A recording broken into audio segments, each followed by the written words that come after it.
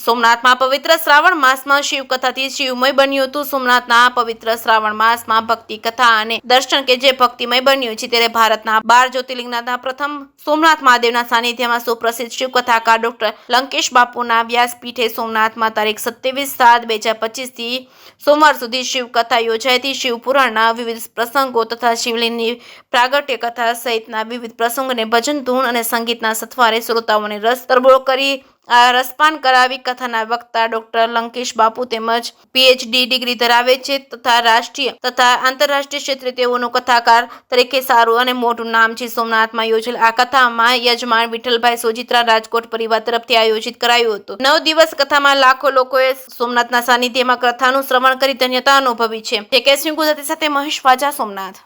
મારું નામ મયુરભાઈ રાવલ। અહીંયા 27/7/2025 થી 4/8 એટલે કે આજના દિવસ સુધી 9 દિવસની શિવકથા ચાલુ છે સોમનાથ દાદાના પટાંગણમાં।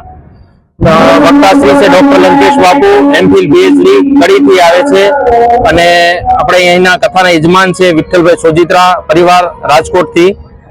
અહીંયા શિવ વિવાહ, શિવનો પરિચય, જીવન જીવવાની શૈલી વગેરે પ્રસંગોને આવરી લેવામાં આવેલા છે। આજે છેલ્લા દિવસે રુદ્રાક્ષનો પ્રસાદ સિદ્ધ કરેલ રુદ્રાક્ષનો પ્રસાદ બધાને સર્વે ભક્તોગણોને આપવામાં આવ્યો।